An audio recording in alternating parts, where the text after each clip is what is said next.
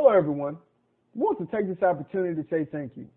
As you grow at the Golden Boot, so do our needs, but we cannot do it without you. We ask that you continue to like our posts, share our content, and subscribe to our YouTube, Facebook, and other social media platforms. You may also visit thegoldenboot.com for the latest merch. If you would like to make a financial donation, you can do so through Cash App at #GoldenBoot or through PayPal at paypal.me/GoldenBoot. We look forward to bringing you more laughs, knowledge, and entertainment. And again, thank you for your endless support. Sincerely and respectfully, the Golden Boot team. The views and opinions expressed in the Golden Boot podcast are those of the speaker and do not necessarily reflect the views or positions of the Golden Boot podcast as a whole. Y'all ready to get rolling? Quiet on the set.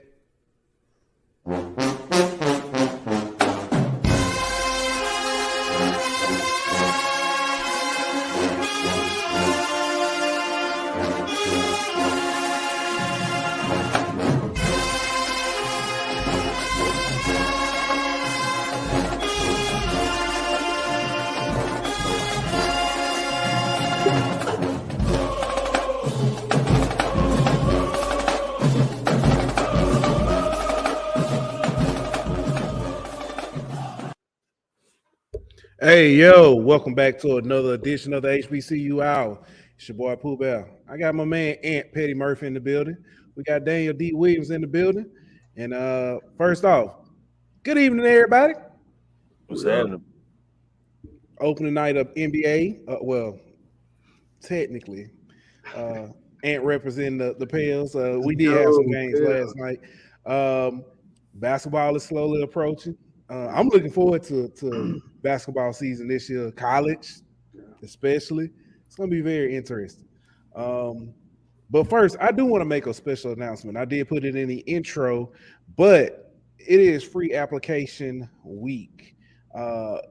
Started Monday and is going through Friday, October 21st. If you go to, and it's actually all over there, several different places you can go. But if you go to www.commonblackcollegeapp.com, you can apply to up to 67 different colleges. I think it's free this week, but after that, I think if you apply to all of them, it's like $20. That's what's up right there. So that's something, we should take advantage of. But fellas, we do have a special guest, and I don't want to keep them waiting too long. I want to bring to the HBCU Hour our good friend, Mr. BJ Jones, writer and on-air personality for Black College Sports Network. BJ, welcome to the Golden Boot and HBCU Hour. How are you doing this evening? Man, doing pretty good, man. I appreciate you guys having me on, man. Pretty cool.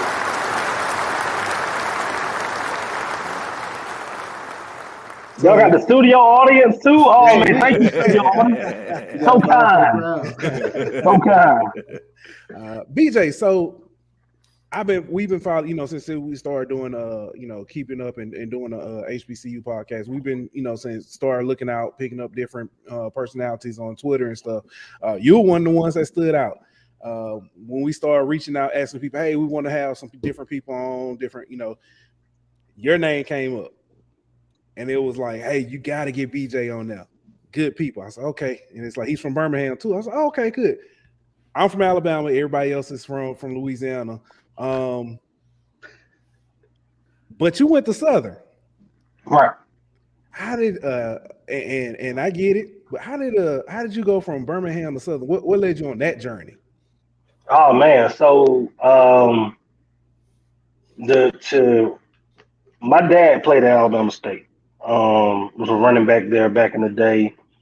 And so before I got to Birmingham, I was actually in Texas first. So Arlington, Texas, 81710, but Alabama State was a thing because that's what my dad played. My mom was actually at Alabama A&M, and my family is split between Alabama A&M and Alabama State, and I'm talking about it goes deep, Oh yeah, I know. And so man, grew up going to games. I remember one year we went to Mobile to see Alabama State play Southern. And I had to be like in the 4th, 5th grade, and I was just thinking like, who in the hell is that over there? Man, the band was rocking. Man, the football team was on point. The fans was on point. And I remember we getting in the car. I told my dad, I was like, man, I'm gonna go play for Southern. And he was like, yeah, whatever. And then in 1999, the inaugural SWAC championship game was in Birmingham, and to see Southern and Jackson State play, that atmosphere was unlike any other atmosphere that I had seen. And yeah, I think I've been around HBCU football since before I can remember. I remember my first game being at 5, but that atmosphere of that game was just like, wow. And I said, look, man, if I get an opportunity to go to one of those 2 schools, man, I'm gonna take it. And then, in high school, man, I was one of those kids, man. I'll be honest with you. I could have went to an HBCU right out of high school, and I didn't. I got caught up on chasing that letter, D1A, and signed with UAB out of high school. It wasn't what I thought it was going to be. So I transferred after that, that first year, and everyone and their mama thought I was going to Alabama State. Dad was at the Alabama State and had an opportunity to go there. And we was like, man, let's just send some film out. Just send some high school film out. And hey, man, Southern got back, and I was just like, look, if they talking anything where I get an opportunity, I'm gonna take it. And they did. And I was just like, look, I'm gonna have to take this opportunity. And my dad was like, look, I support you, 100%. And that was a move that I made. Yeah. Well, that's what's up. You previewed two things there. You talked about A&M, Alabama State, which next week is Magic City. It's gonna be. I'm looking forward to that episode. You also said, the inaugural Jackson State played Southern in the inaugural SWAC championship. I think okay. It looked like you froze for a second. It looked like we heading that way again. Maybe, man. It's a lot of ball to be played, man. The way that the Wild West, as I call it, man, the SWAC West is I don't think it's going to be decided until the last week in November. To be honest with you, but there's a lot of ball left to be played, and you don't be surprised if you see people flip flop and switch seats in that number 1 spot over the next couple of weeks. Yeah, it'll be very interesting.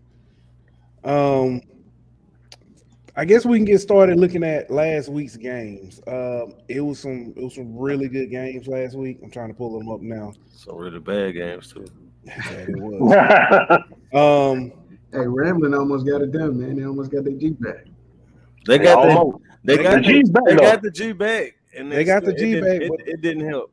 the problem is when he brought the G back, he brought a couple extra L's with him. Yeah. But what Grambling did, the game was I think it was close on paper, or at least the final score. Well, Actually, FAMU did everything they could to give Gremlin the W, bro. I mean, they had a bad call at the end of the game too. I don't know if that was a bad call, but I mean, it wiped the touchdown off the board, but he pushed off. But at the same time, you got to capitalize whenever FAMU have all those mistakes they have. So that was just a sloppy game all around on both sides. You called it a battle. You called it a battle. That was more like a skirmish or something, dog. All right, here we go. I'm bringing them up now. But of course, like we just mentioned, first and foremost, the FAMU Grambling game. Then you had Alabama State took on Mississippi Valley and beat them pretty handily. A lot of people talked about that game, but not necessarily for the score. The crowd was empty, and people, oh man, you talked about Dion, but your stadium looks pitiful now. Mm-hmm. Well, who was there though, huh? Who? Amber Rose and Iman Shumpert and all of them people, because they filming the little College Hill thing there. So they had some celebrities there, but that was about the only people in the crowd. I was finna say. Man, how you also, you got Amber Rose. Man, just say what you want. Say I what would have you been. want. I would have re-enrolled. Listen, that's beside the point. It was just homecoming. Yeah, a lot of people who Ain't no were excuse. there. Then you got, it was just Well, homecoming. you got homecoming and then Magic City. Magic next City week. coming up. It's a lot of people. Yeah. What's up, Ben? Ben is in here. I ain't letting about that easy. Yeah. I get it. The crowd. I still feel like the crowd should have been a lot better than what it was, but Yeah, two things can be true. yeah. Yeah. I think with Bama State, man, that's one of the reasons why they have homecoming to where it is. That either is going to be that last Saturday, September, first Saturday in October, to get that gap in between homecoming and Magic City Classic. And when you come off of homecoming, man, you got people who traveled in. Mm-hmm. A lot of those people won't travel back the next week, man. And be honest with you, especially when you're playing an opponent like Mississippi Valley. That's no shade against Valley, but I mean, honestly, man, people don't come out for that ball game unless you're Jackson State or somebody like that. But Mississippi Valley is not a namesake. But let's say if that wasn't Mississippi Valley, that was, I don't know, FAMU coming in there, you would have gotten a better crowd. True. And let's be honest, you got a 3-3 squad and a 0-6 squad.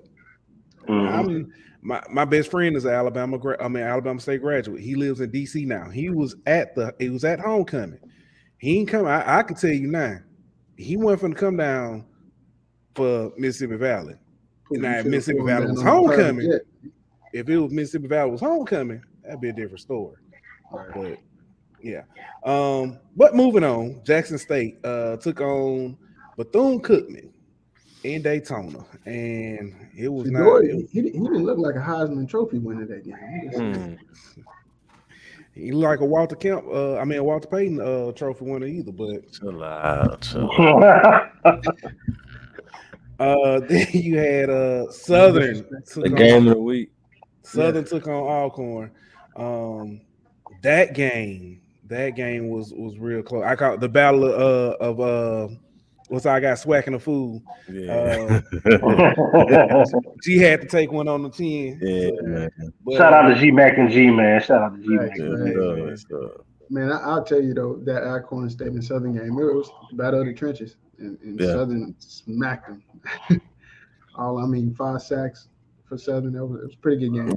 I had said last week that I didn't think that Aaron Allen could keep up with Southern's offense, and I gotta give him credit. He played a great game for Alcorn, but Southern just they held that running game in check a little bit, like you say, with that D line, and I think that was the difference. Right. And then the game is probably at least looking at the score, statistically speaking, probably the one of the closest games, one of the better games. But it was on Sunday. We talked about the situation with with it being the River City, being canceled and just being on Pine Bluff's campus. But this game, Alabama A&M and UAPB, A&M has just won. I think that they're at 3 in a row right now. Mm-hmm. Yeah. So that was that. Let me move over to the MEAC. Because the game on Thursday night, ESPN 2, North Carolina Central versus Morgan State, and I gotta stop saying stuff just to say stuff. I said I was gonna pick You Morgan sure State. did. I said I was picking Morgan State just to be different, and So I think right now at this point, it looks like North Carolina Central is going to end up representing the MEAC. They look really good. They got a big game this week, though. They do. Yeah. They got South Carolina State, which South Carolina State hadn't looked like South Carolina State. But I know this is week 8, but it's still it still seems like it's early in the season on the HBCU side. Yeah. But in the North Carolina Central, Davius Richard, because when you perform like this, it's Richard. He had 217 passing yards, 66 rushing yards, 6 total touchdowns, in a 59-20 win over Morgan State on ESPN 2. Yeah, that boy was playing Madden out there. Yeah, he looked good. I mean, in comparison, I mean, passing yards wasn't quite as high, but we still talking about the same thing, kind of what Jaden did. Yeah. You know, He put up some good numbers. so How much Jaden paying you, dog? How much? South Carolina State 36-0. Okay, they getting I'm back on track a little bit. I owe you one, Daniel. Yeah, South Carolina State 36-0 over Virginia Lynchburg. Delaware State is another team that has been very impressive on the MEAC side. They had a 28-7 win over Norfolk State. And then Howard on this Ivy League tour lost to Harvard 41-25. They just need to stick to debating Harvard. They seem to do better than that. Yeah. They got, I don't even know what to say.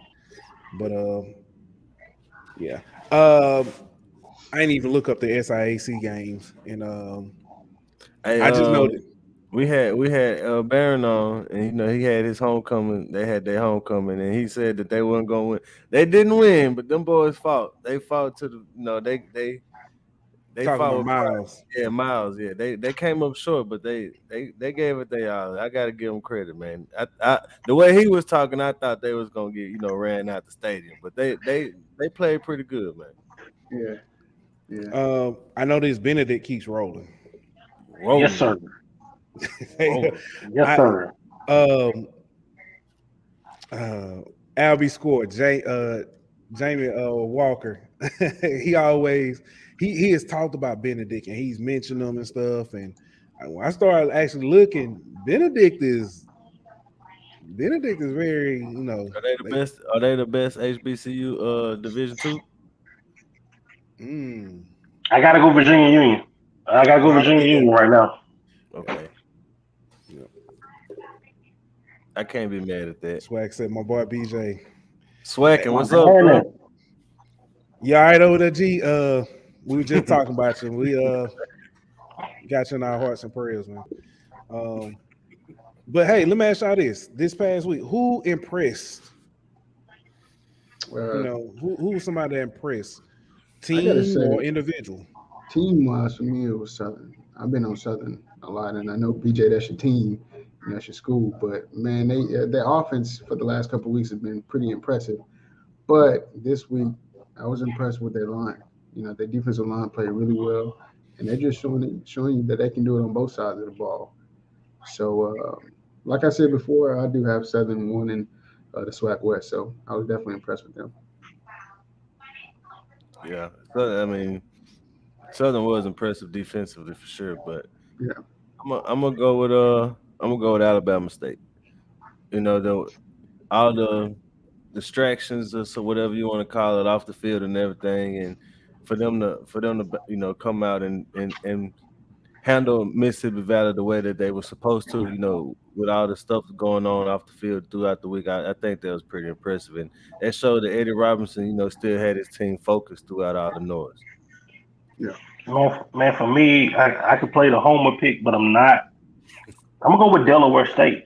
This is a football team that we're sitting here right now, the end of October, and they're 4-2. That's their best record since I think 2016, 2015. And they are right now in the hunt. Where you got to start looking at Delaware State, the games they got upcoming, and North Carolina Central has to go there. They're a team to be taken very seriously. And we talked about what they're able to do on the defensive side of the football. They're probably the second best defensive team in the MEAC, but that offense is starting to come around. And they force turnovers, they force you into mistakes, and playing them, they force the game to be ugly. So keep an eye out on the Hornets from Delaware. I'm gonna go with a team that since they got all the I'm gonna say distractions as well. I don't want to make excuses for them, but once they got all the distractions out the way, they have not lost the game. I'm talking about FAMU. Yeah. They looked impressive in a blowout loss to North Carolina, in which a lot of people were saying, hey, if they didn't have those players out, they may have had a really good chance in that game. And then they had an embarrassing loss at home to I mean technically at home, but had an embarrassing loss to Jackson State. And Yeah. then from there, Been rolling. it's been rolling. I mean, Albany State, and Mississippi Valley, South Carolina State, Grambling. They got UAPB next, which that game does not look like. I mean, they ain't getting Saturday. I get it, but it look like they're gonna roll through UAPB. I mean, yeah, I think they're gonna have to play a lot better than they played against Grambling. That was an ugly game, but to your point, good teams find a way to win those kind of games, and Right. and that's what they ultimately did. So, but they're gonna have to play a little better, I think, because UAPB offense is gonna put up some points, but that I think FAMU can match them if they play that game though. Also in this game with this win, Coach Willie Simmons gets his 50th career win. Yeah, So congratulations, coach. congratulations to him. We mentioned this earlier. Southern in the driver's seat in the SEC. I mean SEC in the SWAC West. West. Yeah, in the SWAC West. I think right now, yeah, they got to be considering they got the head to head over Alcorn, but Texas Southern got the head to head over them. So it's like BJ said, it's a lot of football left. And I think the biggest thing is I tell people, man, don't get too far ahead. The way that this thing is going to play out, don't sleep on Prairie View because look at Prairie View's schedule. They avoid Jackson State, they avoid FAMU, they avoid Alabama A&M. On that schedule remaining, they have Alcorn, Arkansas Pine Bluff, Bethune-Cookman, and Mississippi Valley.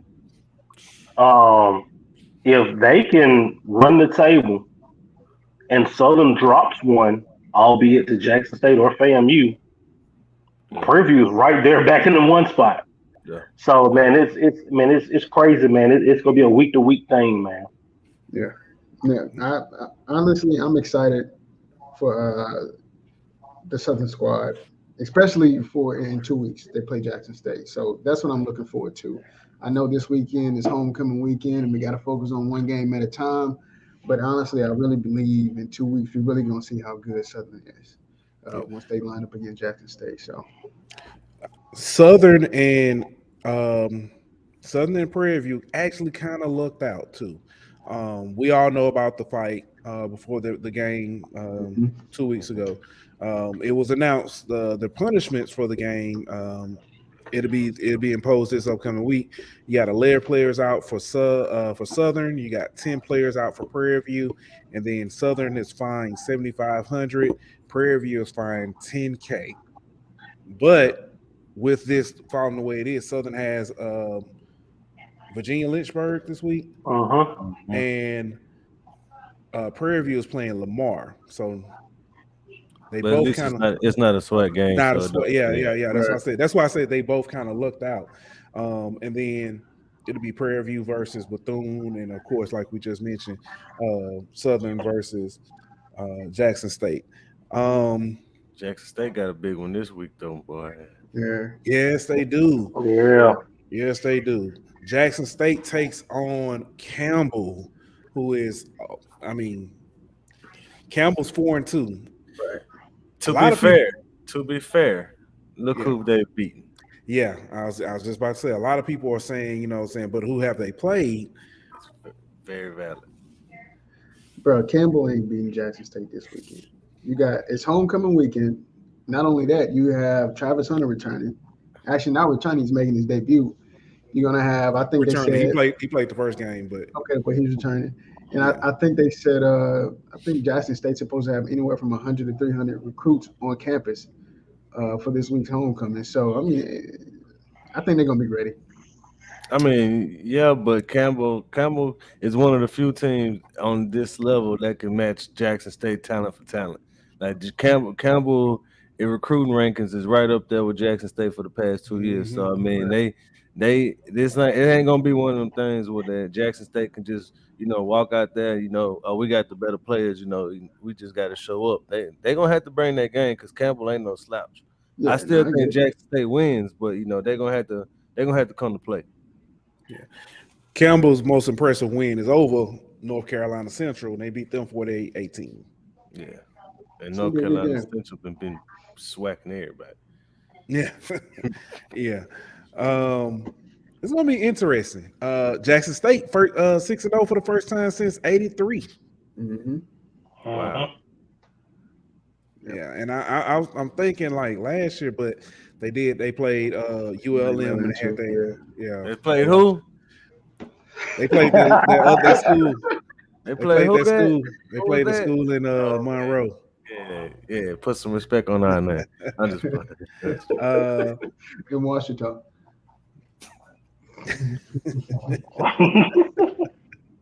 So disrespectful. All right, so we got Shador Sanders signed an NIL deal with Tom Brady. He's the first individual athlete to sign with Tom Brady.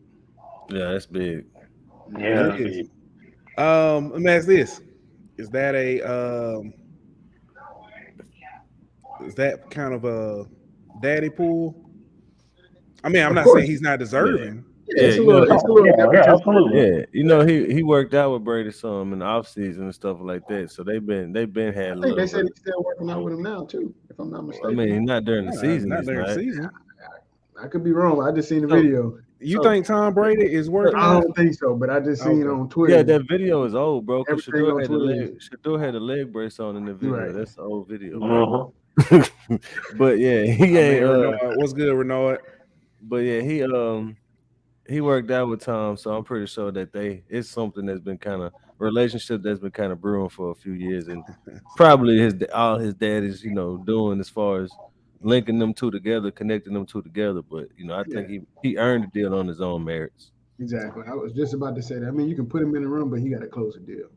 You know what I'm saying? And the kid is balling this season. So now, speaking of Dion helping and hooking people up, Shador, Shiloh, and Travis, it was announced this morning, they all get a deal with a Black-owned apparel company, NIL deal, that is. What's the name of the company again? I'm sorry, I didn't even write it down. It's Active something. Actively Black, I believe is what it's called. Okay. Let me double check real quick. yeah, I got it right here. Yeah, Actively Black. Yeah. All right, Actively Black. Good for them. But again, it looks like because it was only those three. I'm not saying it could have been. I mean, what's wrong with that? I'm not saying anything's wrong with it, but it's a lot of stuff that's kind of obvious, and I like what Dion is doing. I'm not taking anything away from him, but it's just kind of.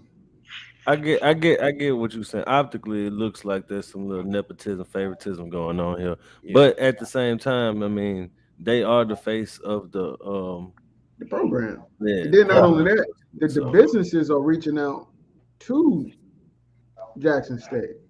I'm pretty sure Jackson State or Dion is not saying, "Hey, only these players can get NIL deals." I'm pretty sure that's not what's going on. Oh no, definitely not saying that. I'm laughing at this though. They said the Heisman candidate, don't sleep on him. So. People have fun with that one, boy. Yes, buddy. Prime time. He was on he had a 60-minute interview this past. He was on prime time. Yeah. Did y'all see it? Check it out. Yeah. What'd you take from it? Go ahead, Daniel. I'll let you go. No, I'll let the guests go. Go ahead. Oh, yeah. I was saying, man, Deion Sanders is the ultimate salesman, man. He's able to sell himself and sell his program as well. And he does one of the things that he relates to kids, he relates to parents. Mm-hmm. And he's in a unique space because a lot of the parents remember prime time. And he said it, they want prime, they want this. But then a lot of kids are able to relate to him as well. And I think that's a unique advantage that he has recruiting on any level. It doesn't matter, where you put him. That's an advantage that he's going to have And he's the ultimate salesman, the ultimate marketer, and it's just interesting to see what he's doing, in Jackson and how he's elevated that program, and to on another extent, how he's elevated, the conference. Yeah. And I'll say, dude, Dion is he's just cool, bro. I mean, like everybody want to be like Dion. You know what I'm saying? From his playing days to now, what he means to the Jackson State program. Shit, honestly, what he means to the SWAC and to all HBCUs. I mean, he's putting it like, when was the last time we had someone from an HBCU school be on primetime? You know what I'm saying? For something good. So I mean, I don't know. I don't know. I'm asking y'all. I'm not saying it's in a bad way, but you talking about he's just like an trying individual? Yeah, he's shining a positive light. You know what I'm saying? His team is really doing well, and not only that, he just lost a recruit to Alabama. You know what I'm saying? An offensive lineman. So I mean, anytime you compete with normally the number one, the number two college in all of major college football, that's pretty impressive. So kudos to Dion for every week he's making some kind of headline.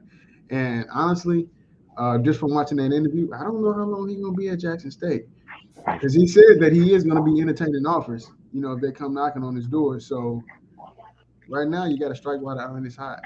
That's always been the question. When he first got there, how long would he be there? Yeah. Basically, that 60-minute segment, in my opinion, was a 15-minute long commercial for Jackson State program, pretty much. I mean, that's what it was. It was an open door, tour, pretty much, to boosters and investors and stuff like that, saying, hey, this is what I'm doing here. This is why I need you. This is the impact I make. You know what I mean? It was just a pitch, pretty much. And I don't think there's nothing wrong with that. You know what I mean? He's a celebrity, and he's he's a figure that people will want to listen to talk about their program, compared to some of the other, other coaches don't have that platform. So it's not his fault that he has that platform available, and he's doing what he should do, take advantage of it.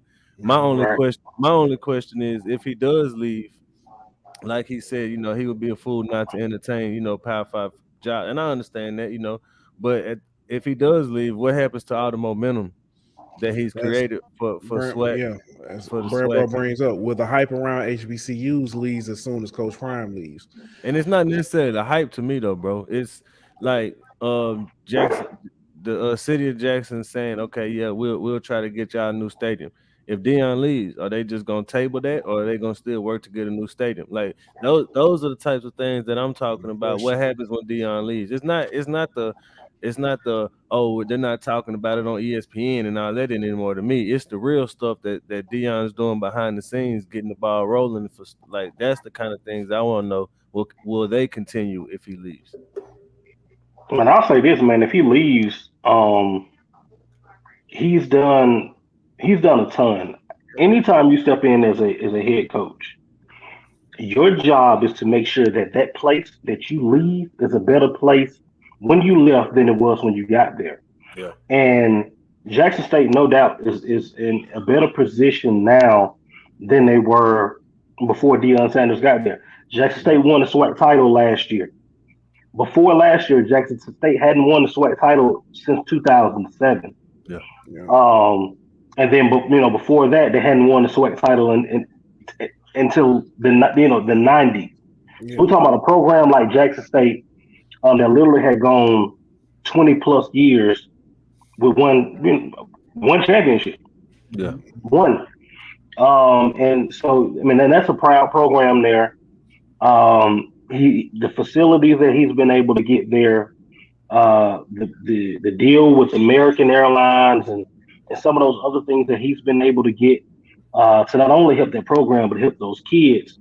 That's big. And one of the things he talked about, man, when you go and you take a Power 5 job, people talk about Deion Sanders having money, and he does. Mm-hmm. But I can take my defensive coordinator, my assistant coaches, and I can take them from making $90,000 or $80,000, and now I can get you Probably more than that. You talking about defensive coordinator, the Power 5 level. Make They're $1 offering a million. million. Exactly. So I just significantly changed your life and the trajectory of your family, and that's something that's big. Yeah, that's a good point. I think one of the biggest thing. Well, I'm not gonna say the biggest. A big thing that he's doing that isn't talked about.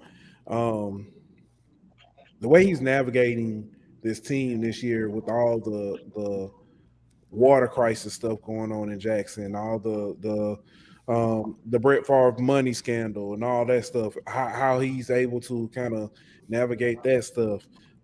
That's big. He's also, like you talked about, not just what he's doing for Jackson State, how he's helped Mississippi Valley or trying to help them get a stadium, or newer stadium or renovations and stuff, or everybody talks about the Alcorn stuff with the trainer, situation. It's just that the stuff he's done. There was always a good brand of football in the SWAC. There was always good brand in HBCUs, period. The problem was that it didn't get the attention it needed. And now people are looking for it on ESPN Plus or ESPN3 or whatever they can find. Wherever they can find, they're looking for those games. Whether they're trying to look and see what Dion's doing, or they're trying to look at a team, who they may be getting ready to play. It's big. It's big. It's even for entertainment value, just the trash talking, between the coaches now. Yeah. It's big. It's I want to see what Coach Maynard gonna say, come November at the Gulf Coast Challenge. The stuff with Coach, we wasn't even expecting that. The stuff with Coach Eddie Robinson. So it's just all that. It's big. It's big. I also think too, what's also impressive is everybody's watching. You're gonna get everybody's best game, and this team is always coming out and they're prepared and they're playing really well. And we know Deion likes to be the star of the show, but his team is showing up and they balling. Yeah, I think that's awesome. I think you gotta look at we talked about it a couple of times on the show, but it's been a while. Look at the staff he put together over there. Right. You know what I mean? When you got former NFL guys, you got former D1 Power 5 guys, on the coaching staff. That's not something that every school has, man. And the way you can prepare and game plan for a team when you have that much knowledge on your staff that's what gives you the advantage over everybody. It's not always the talent, it's the game plan and it's the coaching that you have, the advantage you have in that department over other teams. Yeah. And they have analysts. Yeah, like analysts. Yeah. Nobody else. Everybody else got grad assistants. You know what I mean? They got former, NFL guys as their defensive analysts and stuff like that's Zimmer. Yeah, that's what I'm saying. You got that's not something every school. I mean, you got some non-HBCU, G5 schools who don't even have that on their staff. So I mean, he's doing things that other schools can't do, and I'm not knocking him for, but he's basically showing like this is what you have to do to compete where we all want to compete at. So Xavier brought this up. He said, "I'm not gonna lie. I used to only watch the Bayou Classic. Now I'm watching other games, especially since coaches fight after the game." But he brings up a great point. You know what I'm saying? A lot of people, because the Bayou Classic was on NBC, a lot of people used to only know about the Bayou Classic and stuff. I remember the first time hearing about the Magic City was, oh my God, I was like 5th grade. Yeah. But I knew about the Bayou. Like I said, Bayou was on TV. Yeah. Saw the Magic. Magic went to the Magic City Classic. I was like, oh, okay, all right. Yeah. And then from there, cousin went to Tuskegee. We're gonna get the homecomings too. But went to the Tuskegee homecoming and saw that shed I was like, oh, this is what they okay. Ball and parlay. Yes, yes, sir. Listen, if we talked about this on our main, the Golden Boot. If you never YouTube Ball and Parlay, every time I've ever wanted to just listen to Ball and Parlay and YouTube, I've never found the same exact video. I've never found the same. It's always from a different year. Yeah. a different angle or something, listen. But you can go down a rabbit hole or just just ban and ball and parlay. Speaking of Tuskegee though, Tuskegee got new field turf. They've upgraded. Tuskegee looks like it doesn't look like a high school stadium on the field yet. I did talk to Barron because we were talking. We talked about the light situation. Why they only play games during the day.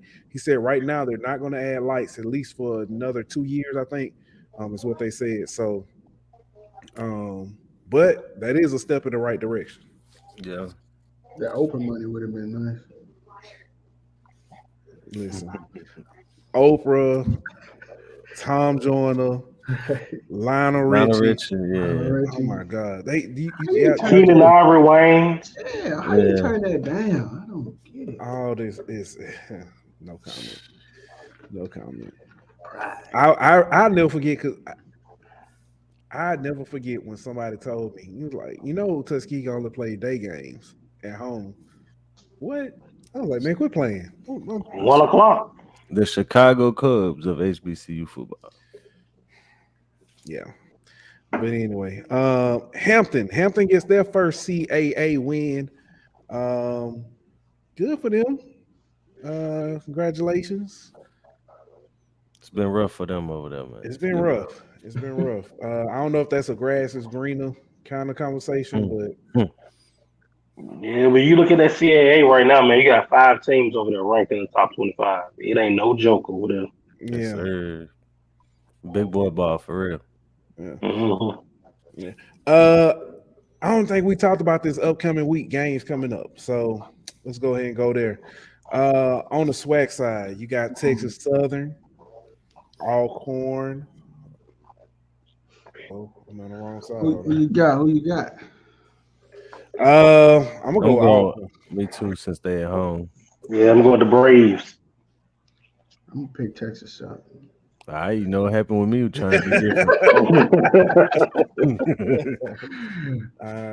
They get the aforementioned homecoming for Jackson State, Campbell and Jackson State. I heard Eddie Robinson call Campbell and told him, a few things about Dion. I'm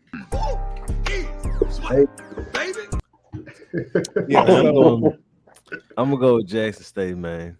Even though I think this is gonna be probably their toughest test. I was just gonna say that was my next question. Is Campbell the toughest test that Jackson State? Yes. Easily. I think this is easily their toughest test. Yeah, I got Jackson State also. Yeah, I'm gonna go Jackson State. I think it's gonna be a close one, but I like Jackson State to pull it out. Yeah. All right. Ooh, now this one's gonna be Bethune-Cookman and Valley. Hey, Bethune-Cookman got a safety that be hidden, dog. Yeah, he did. He did make that big. Listen, I'm gonna tell you, he made a couple of them. Bethune-Cookman. I'm so disappointed. Not necessarily as I was looking at SWAC Media Day when Avery stood up. I was like, God, that guy. Is NFL tight end. They said he was 6'6". I'm looking at him. I know y'all remember that. It was, from the movie Bad Boys 2. How old are you? 15. You at least 30. hey, he said, and they talked to him, say, how tall are you? 6'6". You at least 6'8". Well, that boy all is 6'8", 6'9". Yes, sir. That boy is. Yeah. Nah, that's a legit NFL tight end, man. Yeah, for real. All right, but who y'all got in this one? I'm going Bethune-Cookman. You know what? No. I'm going Valley. Really? I'm going Valley. Man, Bethune-Cookman been looking bad these last 2 weeks, man. Do I have to pick? You know what? Just salute to anybody who goes out to watch this game, honestly, bro. Yes. Well, homecoming at Valley now. They're gonna be out there now. Yeah. I didn't know. Okay. Well, then that change. Oh, if it's homecoming, I'm going Valley then. I think the crowd gonna help them out in that. I want to. Part of me wants to lean Bethune, but the way Valley battled against Alcorn, I think Valley might take it. I'm not even gonna ask Lamar Prairie View. I'm not even gonna ask. Why not? All right, Lamar Prairie View. Who you I mean, got? because Prairie View you got players that's missing also. Lamar. Yeah. I'm going Prairie View, man. Lamar's winless. They're 0-6. Yeah. Like this is a game that you should handle. Well, Like then you should Prairie handle View. Lamar. Prairie View. Then I didn't know Lamar was that trash. They could miss. They could. You said they're missing 11 players. They could be missing 22 players. They should still Renard said he got BCU. He got Bethune Cookman against Valley. I said BCU too. Okay.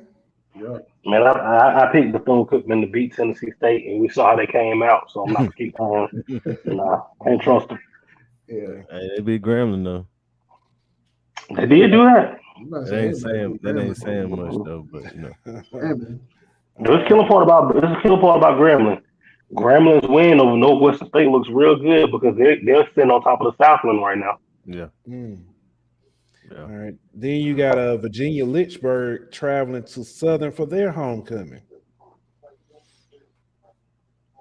You We really got to go through this. I mean, you made me say, okay. Right. Southern, man, Southern. All right, let's go to the MEAC side. I don't know if they got many games on that side. They got a big one though. Yeah, they got. They do. They got Delaware State versus Howard. Give me Delaware State all day. Mm-hmm. Yeah, yes, sir. Howard been struggling this year. You got Morgan State at Delaware. Ooh, give me the 5 blue hens, man. I'm not picking against. You're not picking for Morgan State anymore. Yeah, I'm not doing that one, bro. You got burnt with that one. Yeah, I'm not doing. They're gonna have to. They embarrassed me last week, so I'm gonna go Delaware, man. Hey, I'm picking the fighting Joe Flacco's. Yeah. Then we got North Carolina Central at South Carolina State.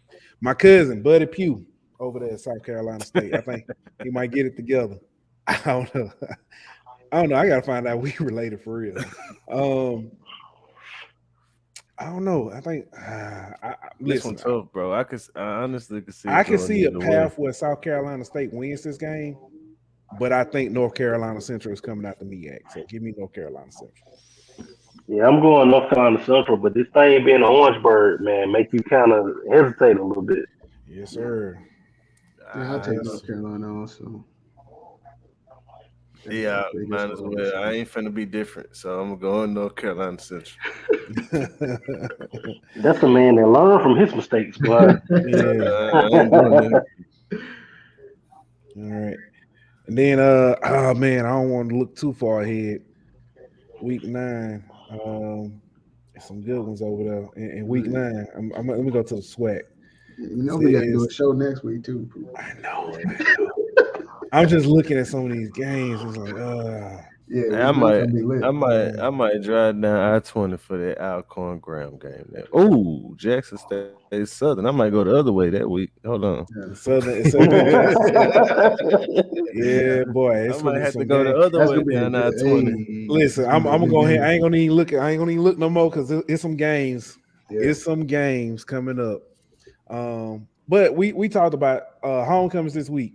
You got Southern, you got Jackson State, you got Alcorn, Valley, Howard, Morehouse, Langston, Hampton. Now the question, during the Alabama State, Jackson State game, Jay Howard did his give me 5 picks on top homecomings and stuff. He was a little biased. He's a Howard man, so he put Howard up there as number 1.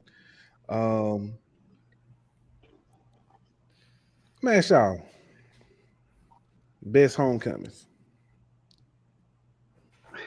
I've always been told you ain't been to a homecoming till you've been to a Howard homecoming. Now I know that might be outdated to a certain extent now. You know what I mean? But they got to be up there. I'm not saying I'm not saying they got to be up I there. haven't been to Howard. I mean, I've been to Southern a couple of times. Southern always I heard FAMU homecoming is one that you got to attend. So Tuskegee, you know what I mean? Like as small as Tuskegee is, Tuskegee. that homecoming. Listen, I heard I'll the never things forget it. about that one. I had hyperextended my knee, and I was a senior in high school. Hyperextended my knee, you know what I'm saying, in the football game that week. So I went to Tuskegee homecoming. I'm on crutches, and listen, I was walking normal that day. Hey, I put them crutches down. No pimp walk. Hey, listen, my cousin, they was like, just tell them you're a freshman. You ain't lying. You graduate. You tell them you're a freshman. Yeah. Best I ever been to was Clark Carolina in the 90s. I've been to Howard's homecoming. I'll tell people, man, it's different. Yeah. And if you thinking traditional down south, SWAC tailgate, SIAC tailgate type of homecoming, that's not what it is, man. Howard's homecoming is fun.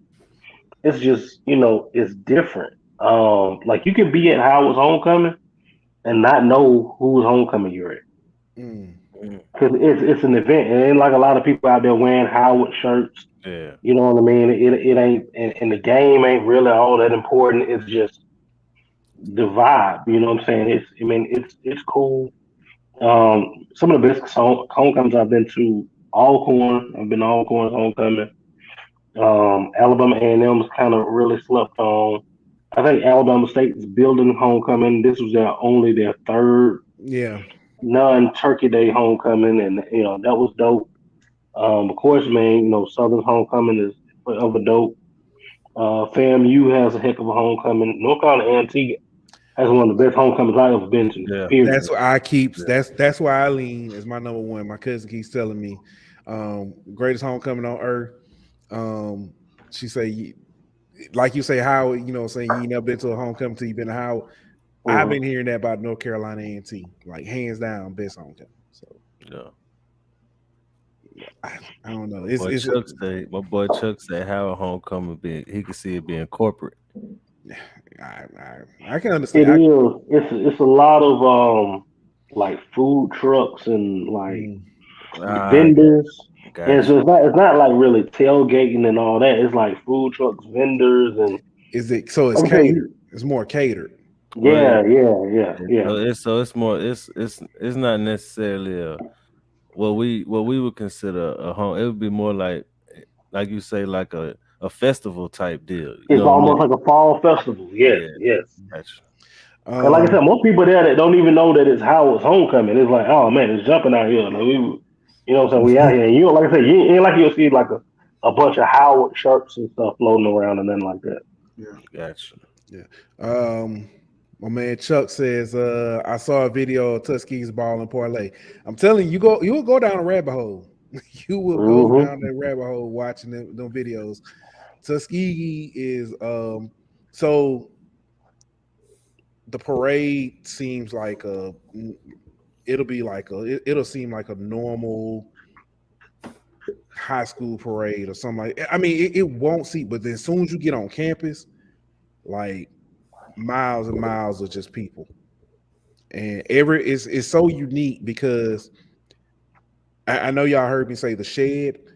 That is like the entire student section.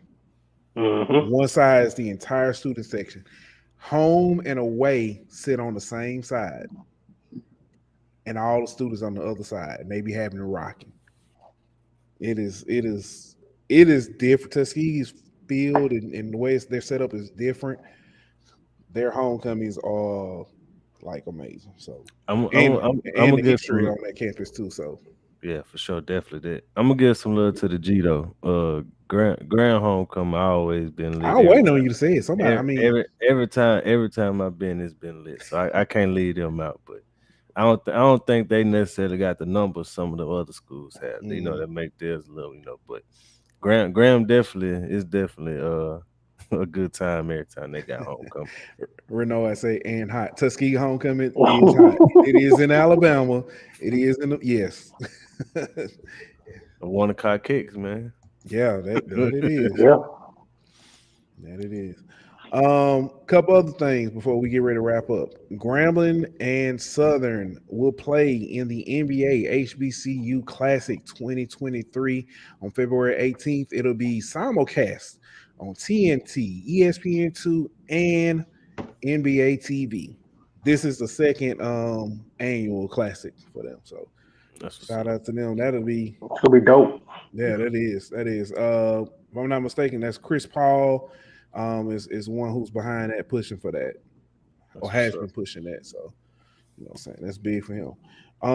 And I don't want to end on a somber note, but I want to say this before, and then we can move on. Delaware State's offensive coordinator, Coach Brian. I don't want to mess this up. Is it Bossert or Bassard?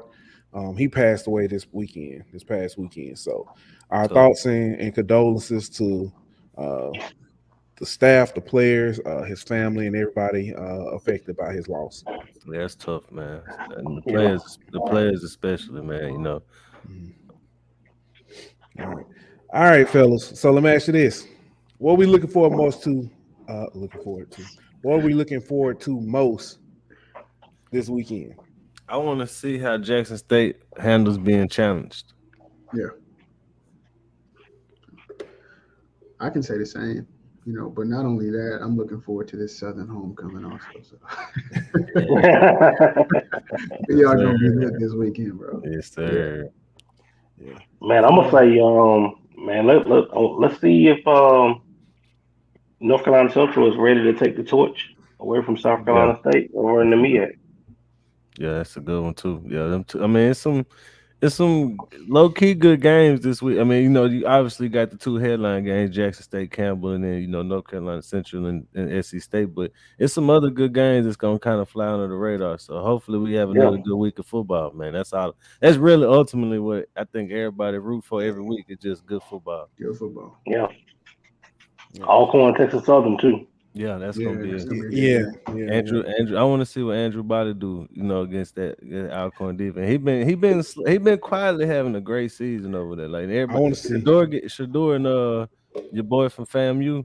They get all the love. Get all the love. But Andrew Body, he quietly having a great season. I want to see how Alcorn responds after saying the loss. Yeah. I want to see how they respond. All right. Before we go, BJ, tell the people where they can find you. Oh man, you can find me on Twitter. I'm at Inside HBCU F Ball. Facebook, BJ Jones. Inside HBCU Football. You can catch me on Sunday mornings inside the HBCU Sports Lab with Dr. Kenyatta Cavill, Charles Bishop, Mike Washington, and Joshua Sims. You can also catch me on Saturdays, the Carlos Brown Show. Tuesday nights, man, I do HBCU weekly spaces on Twitter. We kind of go over, we do top 5 Tuesday. Well, I introduce the top 5 poll for the week, and HBCU nightly on Wednesday with Joshua Sims.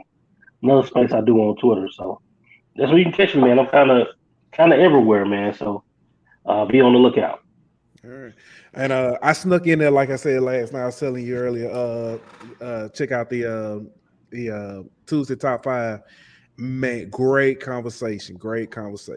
Always a lot of gems in them spaces. Yeah. For sure. So it was different. I'm gonna tell you why it was different. We usually go in the LSU space, and it's usually a lot of debates, a lot of spirited debates. I'll say it that way. It's a lot of over talking and stuff. Y'all, the space, the HBCU space was calm. People was saying stuff, and it was just like, civil. Very civil. It was I was literally I was just sitting there able to learn, hear stuff.